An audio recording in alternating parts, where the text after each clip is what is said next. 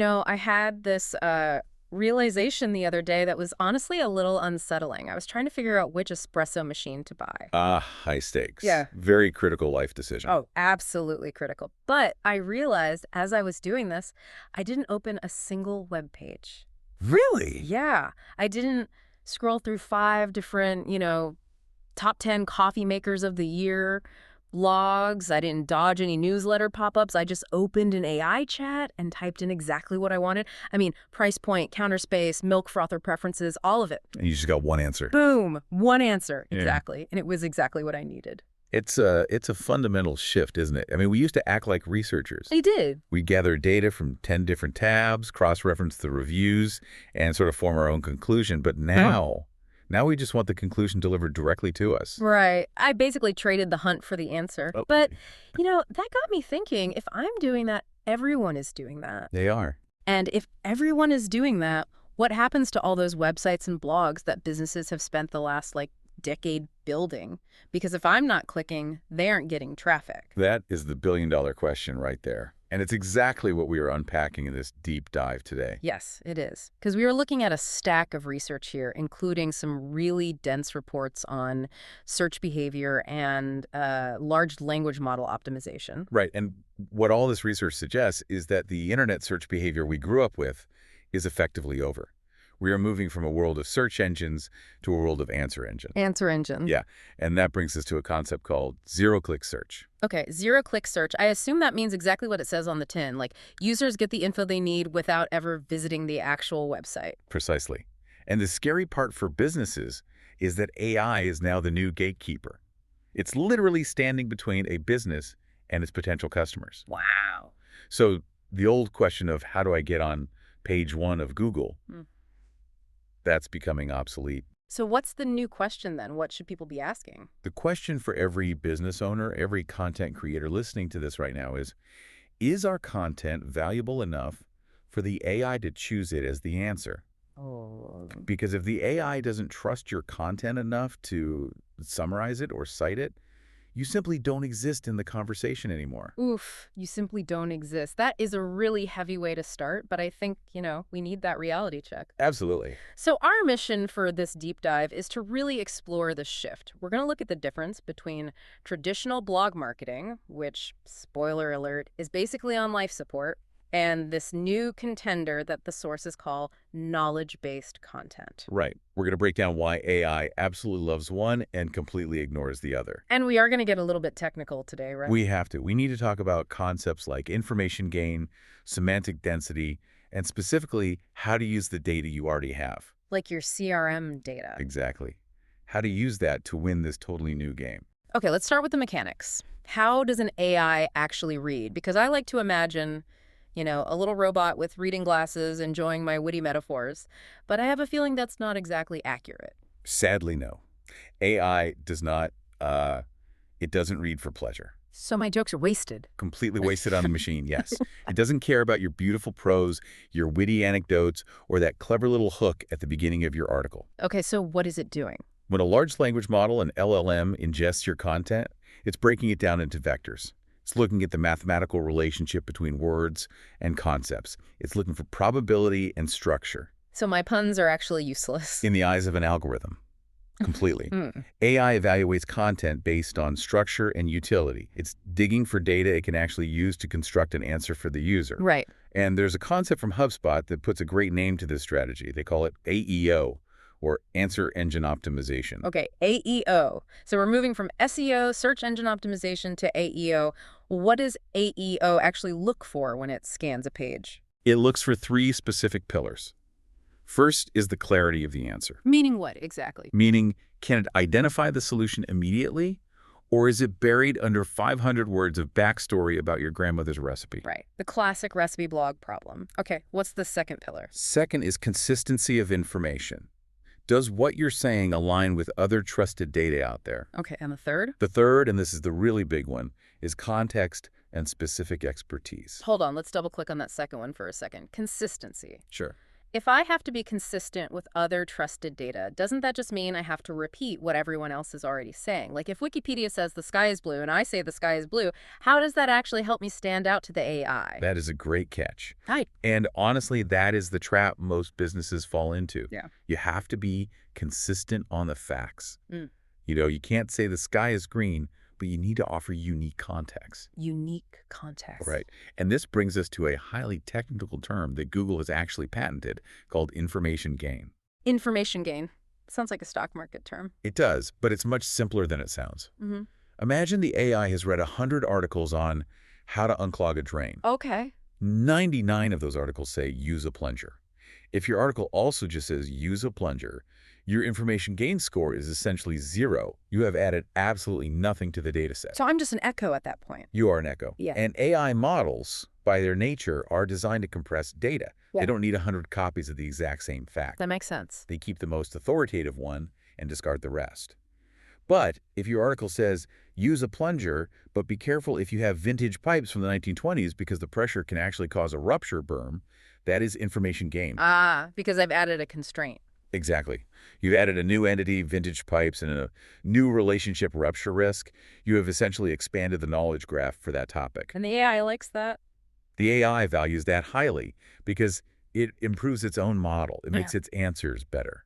Wow, okay. So a really well-written blog post that maybe gets a ton of traffic from humans clicking on it might actually be totally ignored by AI if it doesn't have that information gain. Absolutely. If that blog is too broad, too vague, or just filled with what we'd call marketing fluff, the AI considers it low utility. It's just fluff. Right. It might be entertaining for a human, maybe, but for an answer engine, it's just noise. That brings us perfectly to the next big chunk of our research here, which is why traditional blog marketing is failing so hard right now. Because for years, the playbook was simple, right? Very simple. You find a keyword with high search volume, you write a 500-word article about it, you stuff the keywords in there, and you just wait for the traffic. That was the golden rule of SEO for an entire decade. But remember, that model was designed for two very specific metrics, ranking and traffic. Right. The whole goal was just to get eyeballs on the page. And it worked. I mean, businesses built massive empires on that exact strategy. It did work. But it created a massive problem for the internet as a whole. To capture those broad keywords, everyone started writing the exact same thing. We call it the sea of sameness. The sea of sameness. Oh, totally. You see this with recipes, with tech reviews, everything. Step 1, turn the device on. It's the exact same article, just rewritten a million times by different brands. Exactly. And this is where AI gets completely ruthless. Yeah. AI scans that entire sea of content and just sees it as duplicate information. It lacks what the research calls knowledge differentiation. Knowledge differentiation. So basically that just means, do you actually know something the other guys don't? Precisely. If your content is just a remix of what's already sitting on page 1 of Google, why would the AI bother citing you? It wouldn't. It won't. It will just grab the general consensus from the big players and ignore your brand entirely. And the business impact here is fascinating. The sources mention that businesses are seeing this really weird symptom lately. Their traffic numbers might actually still look okay, like maybe people are still clicking the links, but the quality of the leads they're getting is just dropping off a cliff. Yes. That is known as the traffic trap. Yeah. You might get people to the site with a catchy headline or a good ad, but if the content itself is generic, it doesn't actually help the customer think or make a decision. It's like empty calories. That's a great way to put it. Empty calories. Mm-hmm. The customer leaves your site just as confused as they arrived, and the AI learns that your site didn't actually solve the problem because the user bounced immediately back to the search bar. So we've pretty solidly established that writing for keywords is out. That era is over. We need to write for answers. And this brings us to the real core concept of this deep dive. Knowledge-based content. Yes. How do we actually define that? Because, I have to be honest, it sounds a little bit academic. It does sound serious, but it's actually very practical. Knowledge-based content isn't about using big words or writing literal textbook chapters.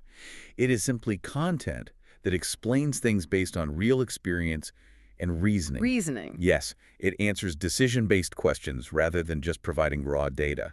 Okay, let's get really concrete here. I want to give you, the listener, something you can actually picture in your head. The sources gave some really specific examples of what this looks like in practice. One that really stood out to me was comparisons with constraints. This is a phenomenal example. Let's imagine you are a company selling project management software.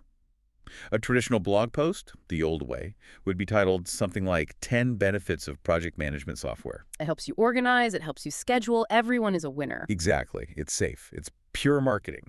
But it has zero information gain because literally every competitor claims those exact same things. Right. A knowledge-based approach, on the other hand, would be something like why project management software fails for agencies under 10 employees. Oh, wow, I see. That is instantly more interesting. It actually implies there's a scenario where the product is bad, or at least not a perfect fit. And that honesty is exactly what AI craves. Yeah, AI looks for constraints because that's how logic actually works in the real world. right. Nothing is perfect for everyone. Exactly. If you only say good things, the AI flags your content as biased marketing copy.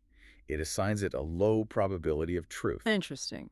But if you say, product A is great for enterprise scale, but it's way too complex for startups because of the heavy setup time, the AI recognizes that nuance as expert analysis. That is such a counterintuitive point for marketers, though. We are trained to hide the flaws. We want everything to look flawless. But you're saying highlighting the flaws makes us more trustworthy to the algorithm. And to the human reader, Okay. you are signaling that you genuinely understand the context of the user's specific problem. That makes total sense. Another great example from the research is decision frameworks.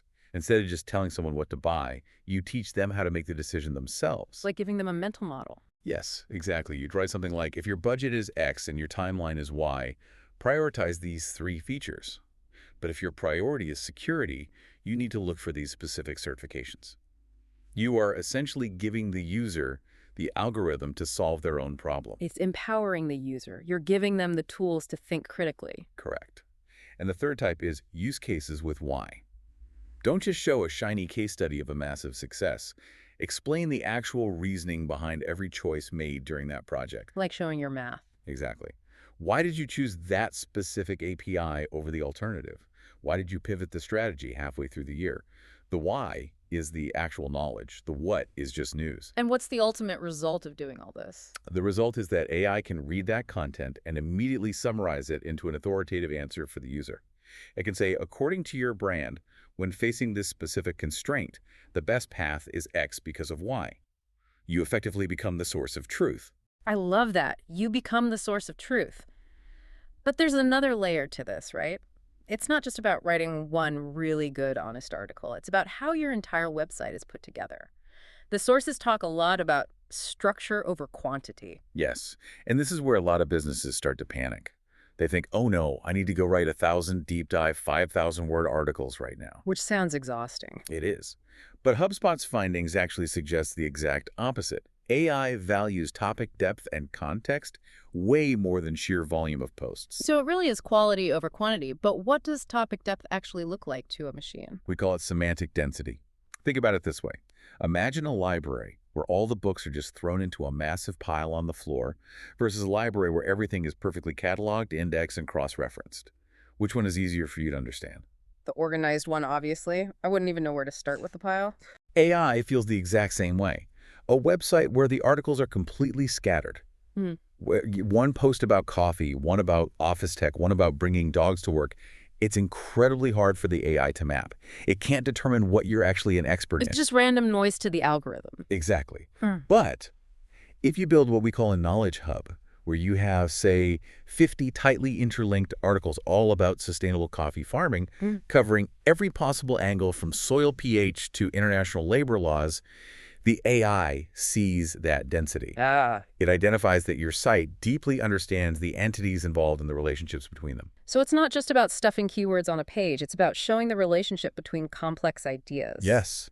And because you've covered that specific topic so thoroughly, the AI concludes, okay, this domain is a definitive authority on sustainable coffee, and it ranks you higher for everything related to that topic. It's almost like building a fortress of information rather than just setting up a sprawling tent city of random blog posts. That is a perfect analogy. And this connects right back to the idea of AEO, answer engine optimization. AEO loves consistency. Right, we talked about that. If your site contradicts itself, like one article says a certain practice is good and another older article says it's bad, the AI lowers your trust score. A knowledge hub naturally ensures your reasoning is consistent because it's all built systematically on the same framework. Okay, so we know we need deep, reasoned, highly structured content. But here's the hurdle I think a lot of you listening might be feeling right now. You might be thinking, look, I'm not a philosopher. I run a software company or a bakery or an IT consultancy.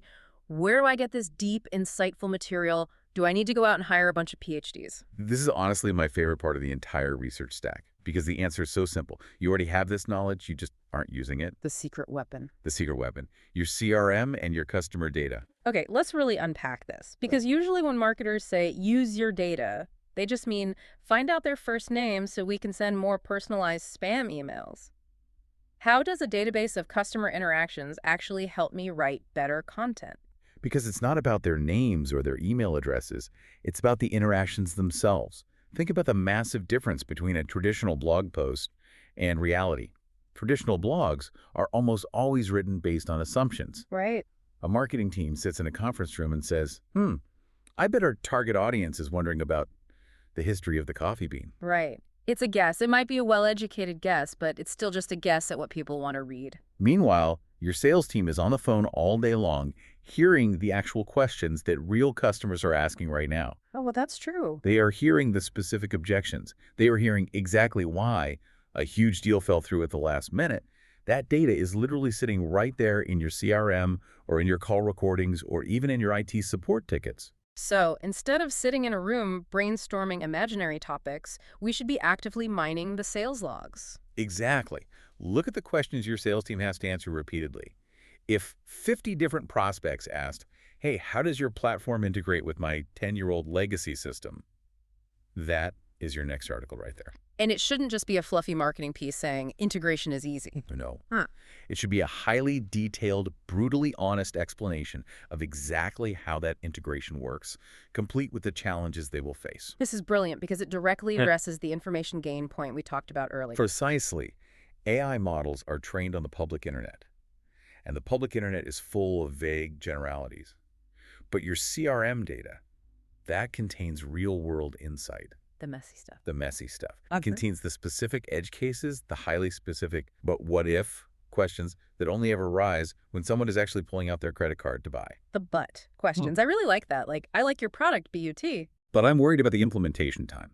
Or, but I don't think my team has the technical skills to run it. Those objections are absolute gold.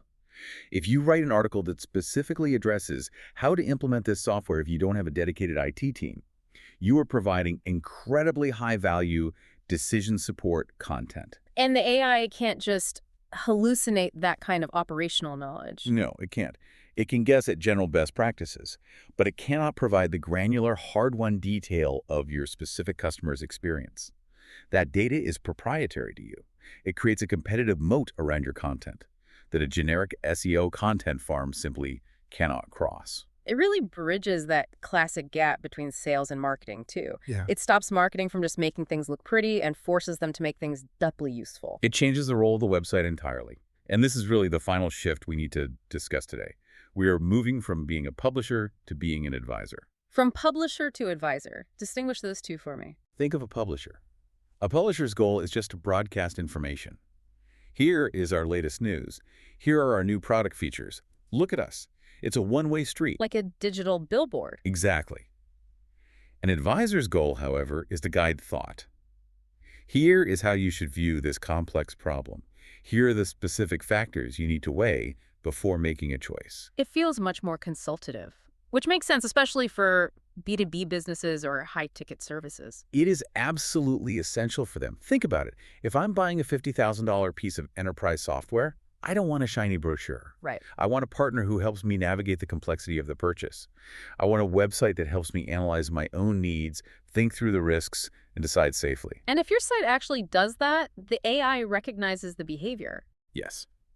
The AI sees that users who visit your site actually spend time there engaged with the material. It sees that your content maps perfectly to complex multi-part questions. So it categorizes you as a high-value resource. It's almost like the AI is trying to find the smartest consultant in the room and put them directly in front of the user. That is exactly what it's doing. It wants to shortcut the selling process entirely and get straight to the helping process. Yes. If your content is just trying to sell direct, the AI filters it out as biased. But if your content helps the user decide, the AI serves it up on a silver platter. This has been such a massive eye-opener for me. We started out with this fear that AI is coming to kill content marketing, but it sounds like it's actually just killing bad content. That's exactly it. It is a filter, not a destroyer. Yeah. It is filtering out the noise, the fluff, the marketing speak, and the generic echoes. It is forcing businesses to be better. It's forcing us to actually demonstrate our expertise rather than just pretending to have it with SEO tricks. So, to recap for everyone listening, let's try to summarize the battle plan here. The game has fundamentally changed from search to answer. The new SEO is AEO, Answer Engine Optimization. Right. And AEO cares deeply about structure, utility, and actual expertise. It wants information gain, not just keyword density. And the practical way to win is to stop chasing empty traffic with generic blog posts and start building a structured knowledge hub. You need to use your CRM data, those real sales objections, those messy support tickets, to answer real questions with actual real-world experience. You have to be the advisor, not just the publisher. The metric of success isn't, should we write more articles this week? It's, do we have knowledge the customer trusts and the AI actually dares to use? That phrasing is definitely going to stick with me. Does the AI dare to use it? Because the AI is putting its own reputation on the line when it spits out an answer to a user. Exactly. When an AI tool gives you an answer, it desperately wants to be right. It minimizes its own hallucination risk by citing sources that have high semantic density and proven consistency. Yeah. You have to give the machine the evidence that you are the safest, most accurate answer. Well, leave us with one final thought to mull over as we head back to our hopefully not too messy browser windows. Here is the stark reality we are facing. In a world where AI synthesizes the answer instantly, there is no page 2 of Google anymore. Wow. There is no scrolling down to find the lesser-known brands. You are either part of the definitive answer or you are completely invisible. The only voices that will be heard in the future are those that speak with genuine expertise and actually add something new to the conversation. So the question you need to ask yourself is, are you just an echo, repeating what everyone else already says? Or are you the source? Are you an echo or are you the source? That is the challenge for businesses today. Thank you for this incredible deep dive into the future of content. And to you, listening, good luck building your knowledge hub. We will see you next time on The Deep Dive.